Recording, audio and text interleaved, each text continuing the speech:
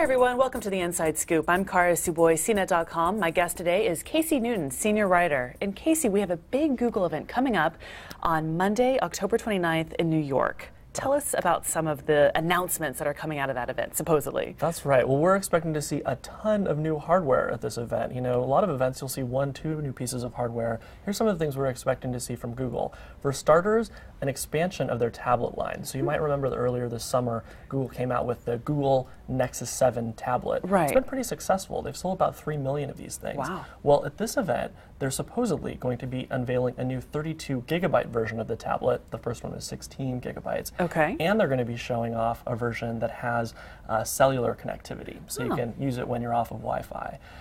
So we're going to see that. But then on top of all that, Google's rumored to be working with Samsung on a 10-inch Nexus tablet. Oh, wow. So this will be the first time we've seen a big kind of premium Nexus tablet from Google.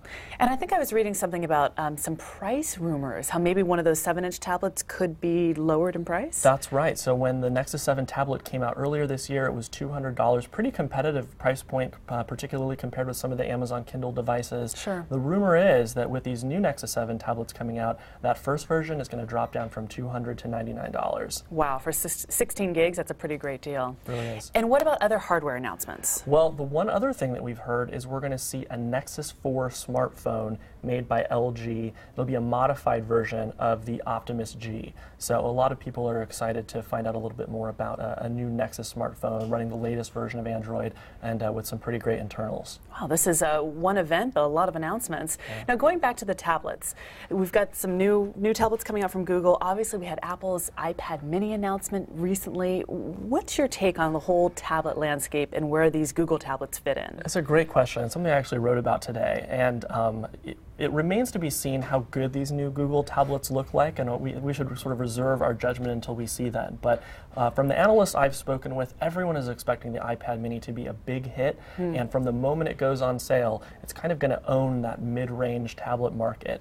The analysts I've spoken with say that on the lower end of the market, the Amazon Kindle Fire, the Barnes & Noble Nook tablets, those should continue to do pretty well, but the tablets that are kind of aspiring to be more iPad mini-like, like the Google Nexus 7 tablet, those are going to be really challenged because of the same old complaints we've been hearing for months now, right? They don't have all of the apps, they don't have that same suite of services you get with the iPad, and they don't have the premium feel of the hardware quality. Right. So maybe on Monday, Google will be able to address some of these concerns, but unless they do, I think you're going to see the iPad mini just being hugely successful this holiday. And almost regardless of price point. Yeah. Interesting. Thank you so much. Casey Newton, senior writer. I'm Kara Suboy. Thanks for watching The Inside Scoop.